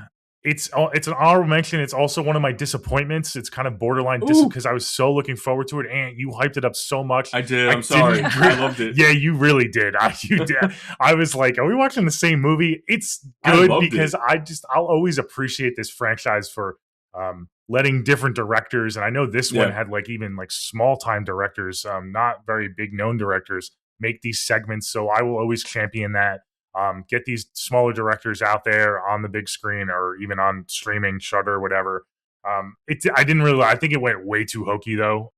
Really? And bring back the creepy meta through line that we get in the first couple. I've been saying this in this franchise where you have people actually watching VHSs with you in universe. I don't like these little filler stories that just kind of fill time. I mean, some of them are fun, but I like the old version of this franchise better. I think it makes it creepier. So bring that back. Dangerous Animals, honorable mention. So fun. We talked about that already. And my last one, just because it's not horror, but I got to give it a shout out. My beloved Megan 2.0. I love that franchise. I love the first Megan. You do As you love know, Megan. I have a soft spot for that film. And I saw this one in theaters with my wife. We both love this franchise, and it was a ton of fun. Sci-fi action film, not horror, so I couldn't put it in my top 10, but I got to give it a shout out. So mad at Blumhouse for the way they handled this sequel and the way they marketed it and how they released it, but I still like it. So go ahead, I Oriana. gotta watch it. I have to watch it. All right. So, ones for me, The Monkey. I had a lot of fun with it. I thought it did not deserve the amount of hate that it got. Theo James, amazing in the dual role. The Long Walk was another one that made me so emotional. These Stephen King adaptations, we get so many of them back to back, but I think that this one was a well done adaptation. I had a lot of fun with The Home. I did not anticipate to have a lot of fun with The Home. I'm not a Pete. Is that Pete What Davidson, is it? right? That movie? Pete Davidson. I'm not Okay. like a huge Pete Davidson fan, I gotta but watch that. I dug this. I especially dug the ending with this. So that one surprised me, actually. Anticipated it to suck, and it left pleasantly surprised. Clown in the Cornfield, a lot of fun. Don't fuck with Friendo, period. I love it. It was amazing. It was a fun time. And then this one, it just became recent because it just left a really gross impression on me, and that is Match on Tubi. It is I it's, watched it. It's so.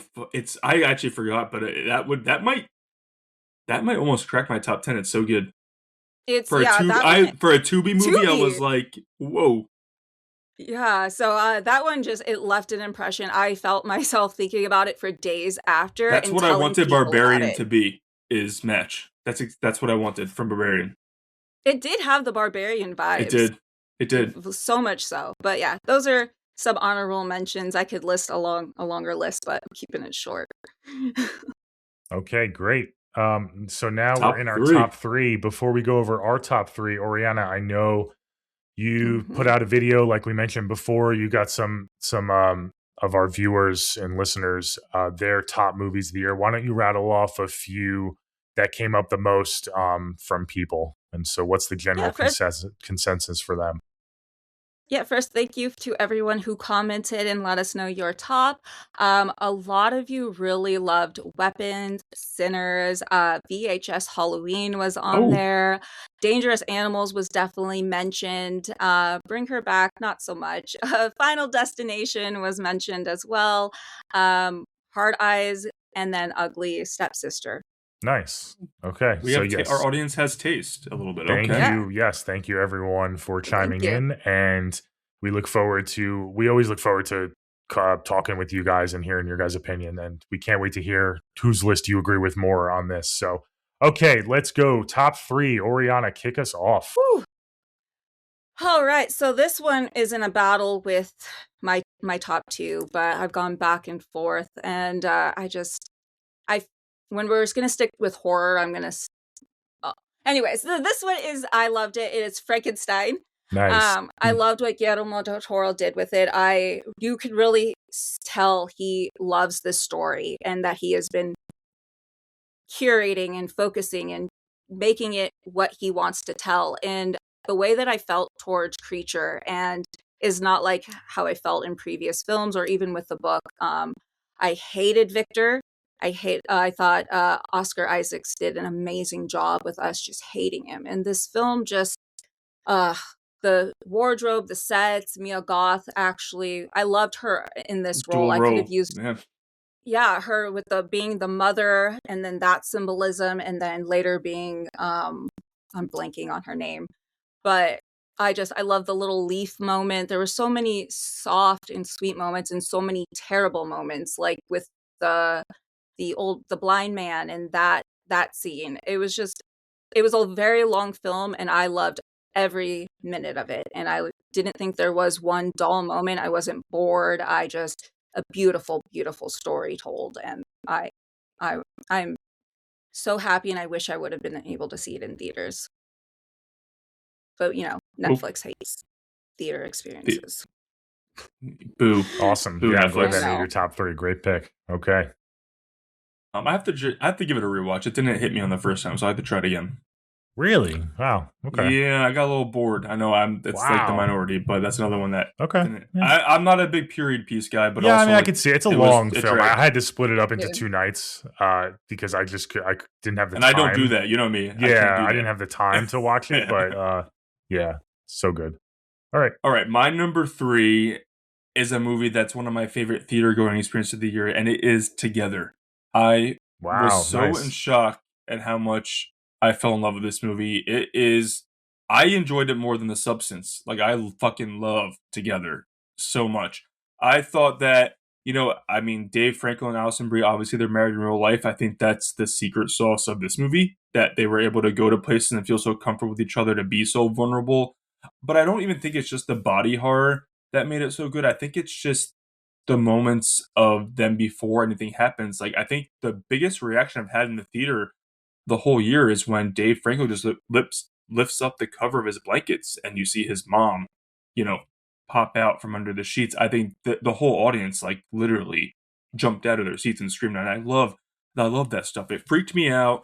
It's fun, but it's fucked up. And this is another movie that has a lot of commentary on relationships, but also if you just want to watch it as some like weird, wacky, horror ride, you can too. So I like that it's a movie that has a lot to say, but it's not just talking to you. It's just part of the movie. It's not just throwing it in your face. It's like, if you just want to have a fun, fucked up movie, you can watch this. But I love it. I love Alison Brie so much, and I think that I've always loved her forever, so maybe I'm biased because I loved her arc in this movie. And Dave Franco, might be my favorite role I've ever seen him in. So I love it. I think it's twisty and turny enough. And there's one scene, if you're a dude, in a bathroom stall that really, really, really, really, really got under my skin. And those are the moments of horror that I'm just like, you feel it. Like, you feel it. So that got to me. And I just think it's a banger movie. And I think that it just doesn't, I feel like it just starts and it doesn't let up for the whole runtime. It's the perfect runtime. And the theatrical experience, I feel like everyone went to see it. They're like, oh, we're going to see the Dave Franco, like Alison Brie movie. And they were like, whoa, what are we watching? But everyone left. And actually, this got a clap too at the end. So I feel like when a crazy movie like this is getting like an audience clap at the end, it's like you're doing something right. So I adored this one more than I thought I ever would. And it's in a very accessible body horror movie. And like Oriana said, the mic drop at the end just made me howl laughing.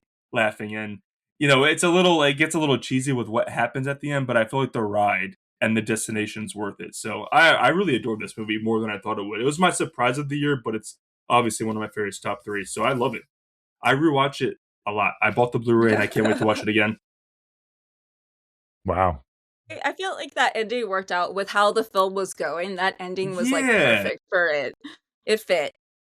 It did fit. And I don't know, them two were like what made the movie for sure. Okay. Wow. That's some high praise for sure. Yeah. I love it. I knew you liked it. You told me that you loved it. I know how love much it. you loved it. That's crazy. He Okay. loves love it. Yeah, you really I love it. Okay. All right. Number 3 for me. And I mean, as I said before, with our last picks, I mean, this is just all-time banger territory. The top end of my list is just so solid for me. This is a film that we talked about already on this episode. We didn't understand the divisiveness. It's The Monkey. Oh yeah, The Monkey. Top number 3. Oh my god, it almost made top 2. It was battling with my number 2. I slid it at number 3, but to no fault of its Didn't own. you just watch this? I did. About like a few weeks ago, a month ago. Yeah, it was part of my. All right, we're getting to the end of the year. I gotta lock in and watch some of these movies. It was part of that. That makes me happy. This was the best of those movies that I went back and had to rewatch because I was blown away. I told you I was hooting and hollering at some of these kills. I was in the basement. My wife was upstairs and she like came down. She's like, "What are you watching?" I'm like, "You got to watch this film. Like it's amazing." Like you said, Anne, it's got the Final Destination vibes. It's got the little monkey who I love. I just want to take him home with me, and it's he's so cute. I love how he has like a mind of his own, and it's not explained like the rhyme or rhythm put behind who he chooses or the order or the amount of people he chooses. I love the kind of the mechanics of the film, if you will, how they're trying to control the monkey, and they say, well, if you twist it, then you can't die. They don't really know that, but you're supposed to believe that maybe that's the case. So I love how layered it was, and it was just so fun. The cast was fun, like you said, Theo James. Shout out to Tatiana Maslany. I love her. She's a great actress. I love her in Orphan Black. I don't know if you've seen that show. Just a powerhouse of an actress. Elijah Wood. I'm a huge Lord of the Rings fan, so anytime Elijah Wood's on screen, I'm gonna eat it up. He was awesome. He's awesome in that. And yeah, dude, Rowan Campbell. Rowan Campbell. I was just going to give him a shout out as well. Just a really awesome movie. This is probably my most rewatchable film on my top 10. I mean, I cannot wait to go back and rewatch the hell out of this film.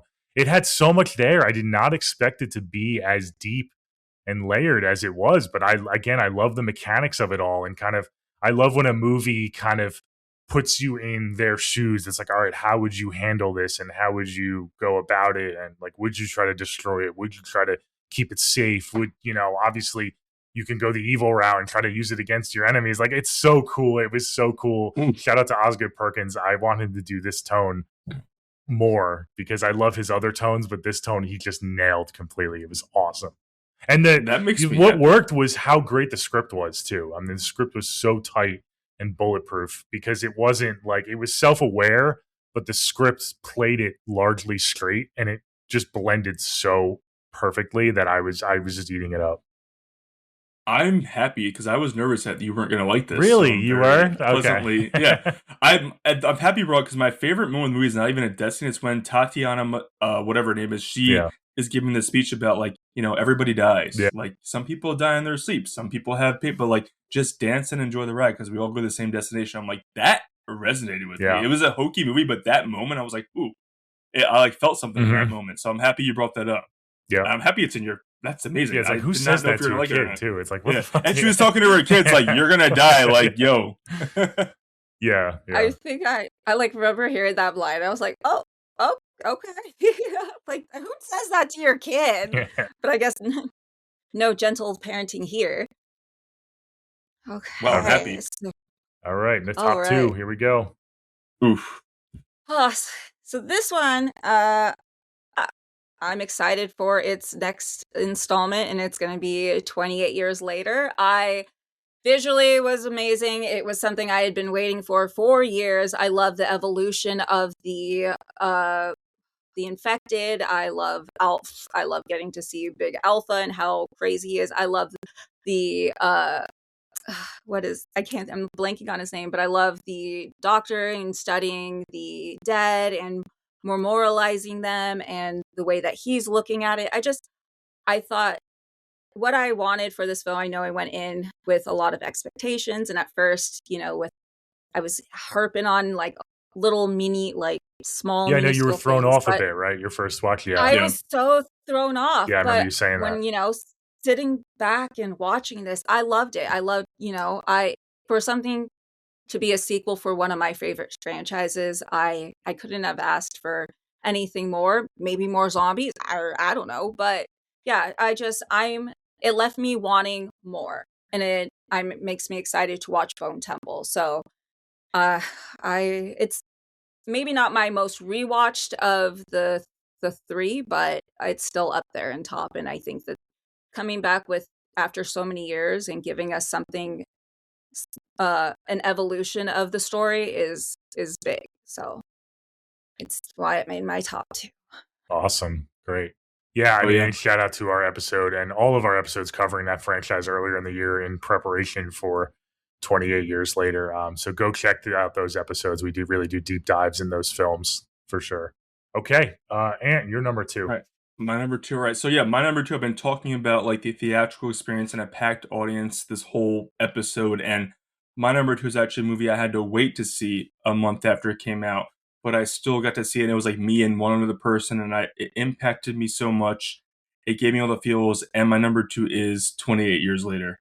I mean, this movie hit me very hard, especially for the time that I watched it. I didn't think that my favorite 28 Days Later movie would be 28 Years Later after watching this. It's beautiful. I didn't expect I don't understand that the critique of everyone saying they felt like it was whiplash. And when I saw, I'm like, it felt like a very cohesive story, and it felt like it ended where you need to go. I get everyone's talking about the last 2 minutes, but I'm like, what do you expect to happen when it's the end of days and when all this stuff that's going to happen? There's going to be cult shit going on, but I just cannot believe that a 28 Days Later movie literally is the movie of the year that made me like shoulder shrug, cry, and made me feel all the feelings.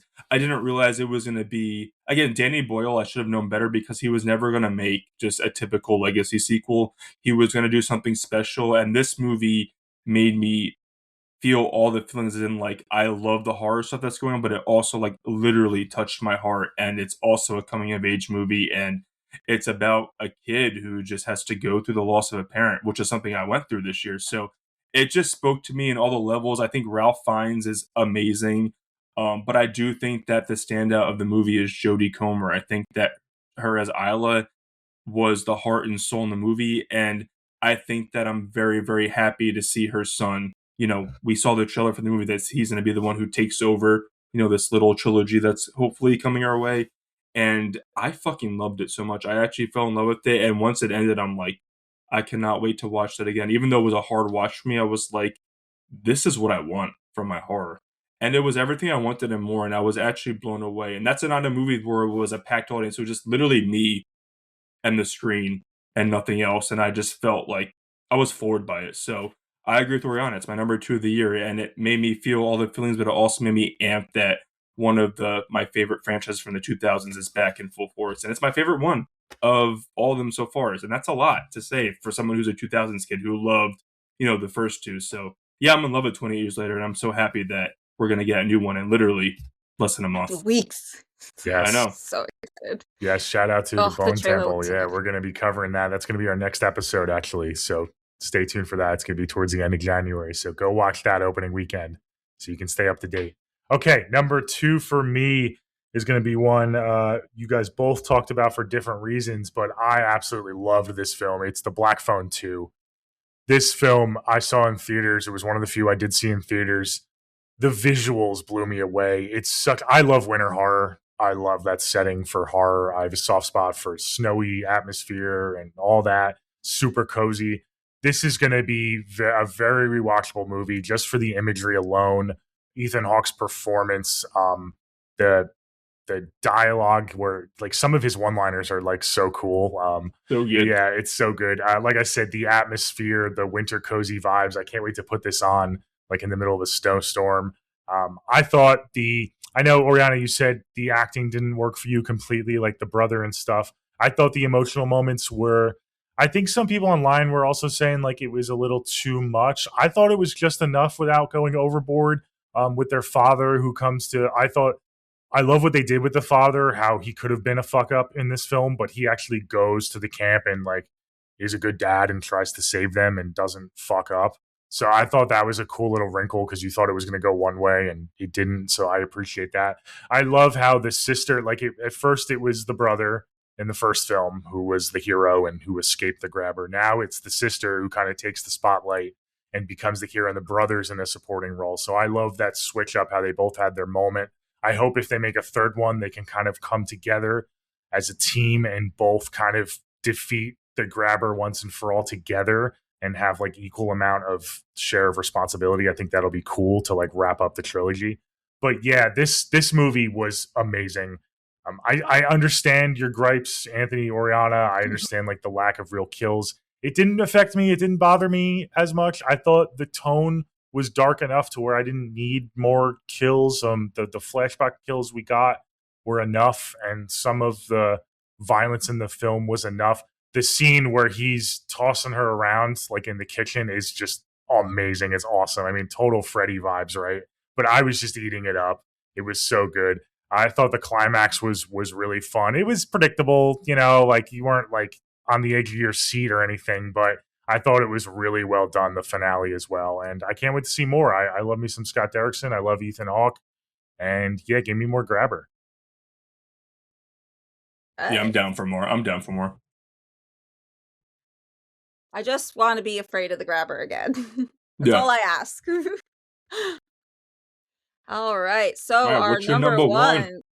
All right. So this one is already talked about and mentioned, but I loved it and I thought it was amazing. And that is The Ugly Stepsister. It is one of my Nice. favorite body horrors Awesome. of the year. I loved just a different look at a fairy tale. We always hear about Cinderella, but we never really hear about the stepsister. And so I like that loose play. There's a lot of memorable moments from this film that I think about on the daily. The barn scene was one of them. The tapeworm, the plastic surgery scenes made my stomach like inside cringe because he's just like breaking her nose in all the different pieces. But I love this story of she was willing to do absolutely anything to help essentially her family get ahead because, her mom was marrying for money. And so she wants to marry the prince and is infatuated. But all of this work for it to not even matter in the end. I loved that. I loved everything she did was ultimately for absolutely nothing. And it was just, it's one of my favorites. I always recommend it to people. I know people get turned off the fact that it's a foreign film, but it's well done. And the acting in it by everyone in the whole cast is amazing. So it's my favorite film of 2025. And wasn't even anticipating it to be like that great because we're like, oh, fairy tale, whatever. I'm so kind of sick of this, but I loved it and Awesome. ended up being my favorite one. I can't wait to get into this. I can't wait for you to watch it, Anthony, and to us to do like a deep dive in this film. Yeah, you need to watch it. There's so much to talk about with that film. It's just so great. The mother, how vile of a mother she is. God. But I don't like the theme where like there's too many villains now in film where it's like they're sympathetic. They didn't make her sympathetic, but they made you understand her. And I think that's a better avenue. Like you don't feel bad for her, but you understand her motives. because I don't want to give too much away. Mhm. I'm sure you know what I'm talking about, Oriana, because Anthony hasn't seen it yet. But villain of the year, I think, like, she is just an atrocious mother, like, in general. And Well, the one gripe yeah. I will say, and the reason maybe why it's not a little bit higher on my list, and I wonder if you agree with me, Oriana, is I wish we got more of the other sister, the little sister, because the ending was Uh, so powerful with them two. yeah.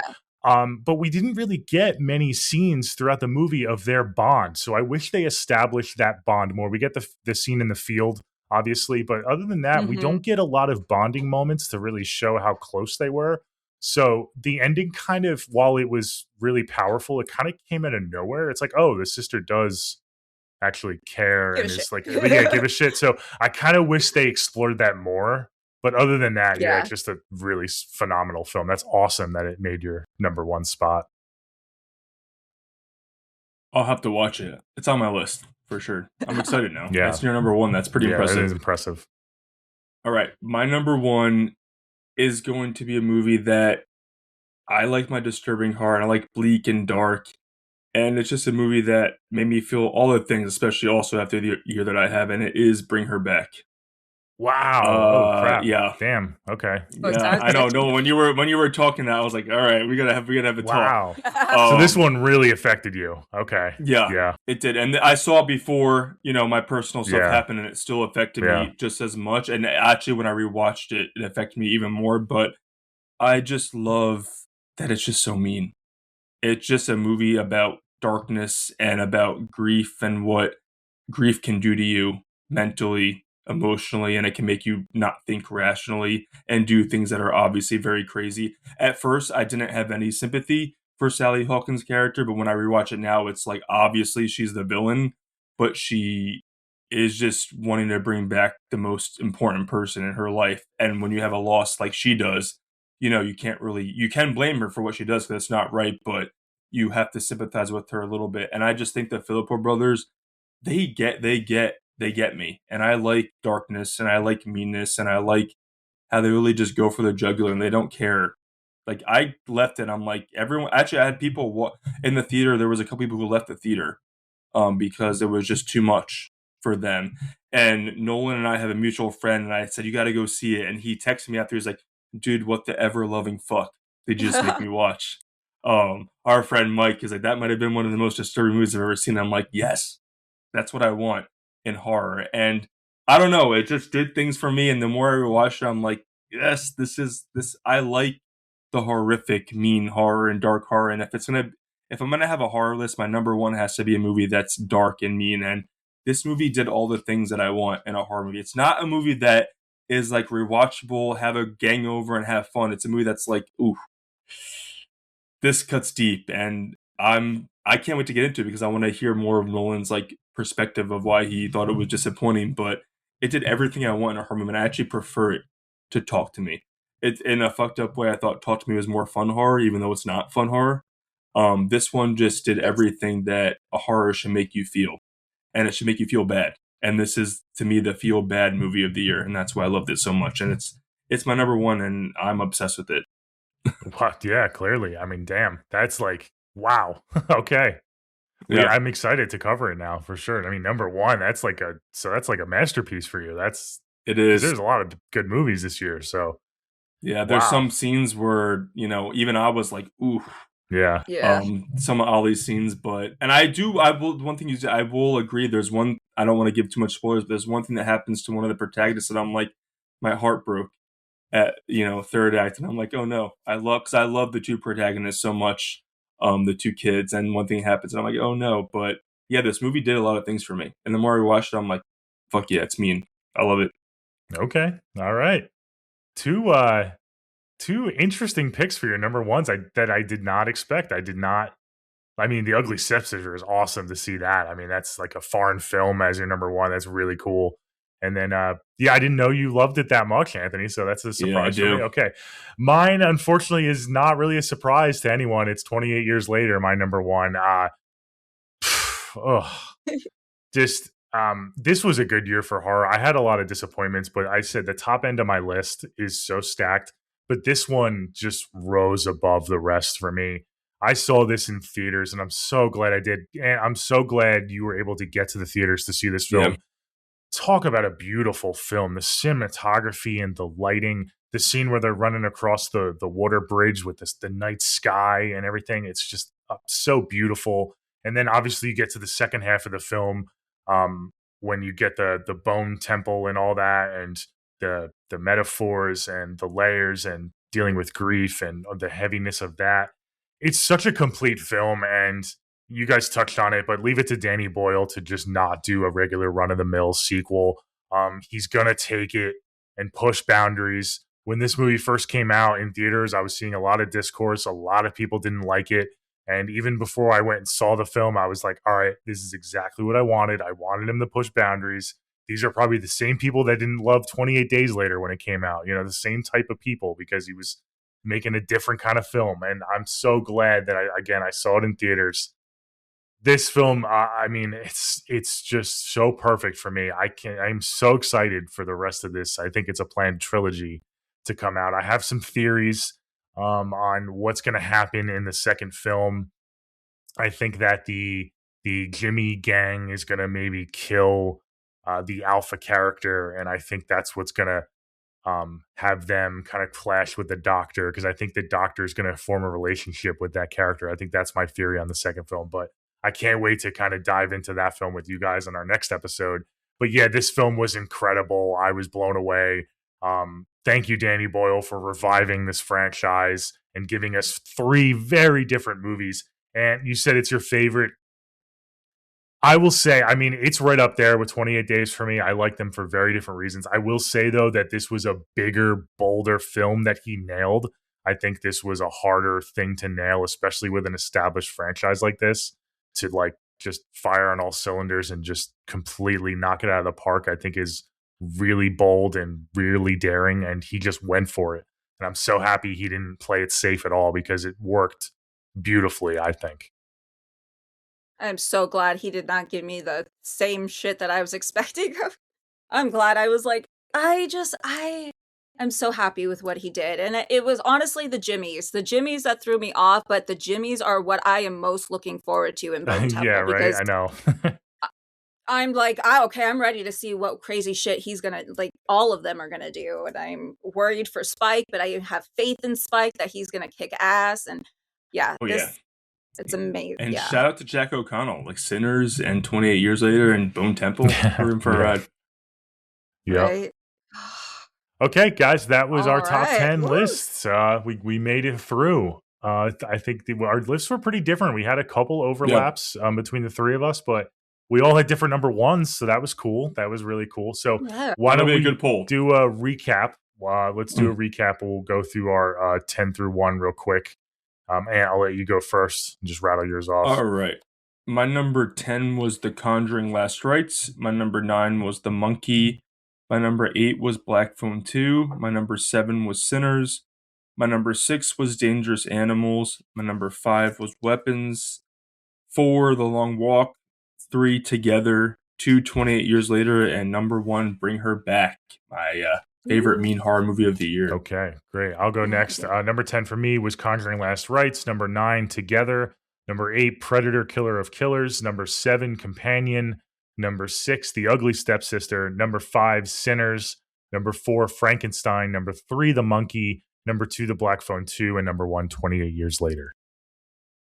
All right. So my top 10 was 10 being Companion, 9 being Final Destination Bloodlines, then Grafted. Next up was Good Boy, Bring Her Back, Weapons, Sinners, Frankenstein. Second spot was 28 Years Later, and number 1 spot was The Ugly Stepsister. Awesome. So that wraps up 2025. Before we wrap this episode up, we are going to do a quick 2026 forecast. We're going to talk about our most anticipated real quick. So if you guys have a few films that you are really looking forward to, I know we just talked about Bone Temple. I'm sure that's on everyone's list. That's going to be our next episode. So stay tuned for that. It's going to be at the end of January. That's going to release. Other than that, though, you guys have a few films you want to rattle off that you're really looking forward to? Sure. Definitely. I'm looking forward to one that is actually releasing in January. It's Primate. I've been hearing a too. lot of buzz from the film festivals, people who saw it at film festivals. So I'm really looking forward to that one. I'm also looking forward to obviously Scream 7. And then Iron Lung. I've heard it's been getting a lot of buzz, and the fact that it originally had a small theater release and now is, because of the buzz, is having this big theater release. And I hear they've used gallons and gallons of fake blood to make a blood river. I am very much excited for that one. So those are just three I am very much looking forward to. Cool. Yeah, I mean, I have a few that I'm really looking forward to. Obviously, my favorite horror director is coming out with Werewolf. I think it's slated Uh-oh. for next year. Eggers. Yeah, Eggers Oh, is yeah. just he doesn't miss for me, so I know I'm gonna love and be Sure. obsessed with that film. The filmmakers from Oddity are coming out with Hokum, starring Adam Scott. It's another Irish That was horror. a really good teaser trailer that just came out. It did, yeah. Yeah. I saw it. I was blown away by the teaser, so I'm really looking forward to that. That's going to be cool. And I had to put Ready or Not 2. My two girls are in it this time. What's her name? I'm drawing a blank. Help me. Yes. Oh my gosh. Oh my God. What is- Tomorrow Weaving. No, Oh my gosh. the other one. Oh, I love her too. Oh my God, I'm why am I drawing blanking. a Oh my blank? This is so god. I was embarrassing. blanking Yeah, on I Tomorrow met her Weaving, too. so And, she lost. Yes. Wait, what is her Lisa name? Frankenstein. Oh God. I love her. Oh my God. what is Wait, her wait. name? I'll All tell three you. of us, really? We're really gonna have to Catherine Google Newton. this. Thank Catherine you, Newton. thank Catherine you. Newton. Come on. Yeah, I love Catherine Newton. and again, my boy Elijah Wood's in it, and Sarah Michelle Gellar. Sarah Michelle, come on, that's the real star. Come Yeah, on. that's gonna be awesome. I saw the trailer, and I'm like, oh yeah, I'm in on this. I love the first one so much. So, all right, Ant, what do you got? Well, you know, everyone in the world knows that most anticipated movie of 2026 is Scream 7. I mean, my girl Nev Campbell coming back to her franchise, rightfully so, and Kevin Williamson directing. So I'm very excited to see that. Primates one I'm very excited for in January. I've heard great thing, and I like the director. I know he's got flack, but I like him a lot. 28 Bone Temple, obviously we're going to see. I love me Sam Raimi, and I love Rachel McAdams. So Send Help is literally in my top 5 most anticipated of the year. Like Nolan said, Ready or Not 2, I love Samara Weaving, and I love Radio Silence. That's probably their best directed movie for me. Agreed. So Yeah. I'm excited for their sequel to come out. I am excited for The Mummy from Lee Cronin, who did Evil Dead Rise. I'm excited what he does with The Mummy, because I really think that he brought his flavor to Evil Dead, and it's my top 3 Evil Dead movies. I'm also excited to see the new Evil Dead movie, Evil Dead Burn, who is from the director of The Infested, which was in my top 10 from last year, if you guys remember from last year. And I'm excited for Scary Movie 6 because we got the gang back, and we're going to get some R-rated comedy who they don't give a fuck what they're doing, and I'm excited for Scary Movie to come back. So yeah, I'm excited. I think that I'm more excited for The Bride than Frankenstein. I know it's sacrilegious, but I'm excited to see what Maggie Gyllenhaal does with The Bride and that property. So, and that cast is a banger. So I'm really excited Yeah. for that. And yeah, I think we're in for it for 2026. So I'm very excited. Okay. Excited. Yeah. So cheers to 2025. Hope everyone has a happy new year. And here's to another great year in 2026. We will kick it off with 28 years later Bone Temple on our next episode. Ooh. So thank you all for tuning in. Follow us on all of social media at Never Split Up Pod. You can find us everywhere. Follow us on Spotify. Subscribe on YouTube, Apple Podcasts. You can find us. Leave comments. Let us know. I'm sure we'll do a poll on whose list you agree with more. Let us know what your top film of the year was. We'd love to hear from you guys. And until next time, I'm Nolan for Anthony and Oriana. Never Split Up Podcast. We'll see you later. Bye. Happy New Year. Happy New Year. Happy New Year.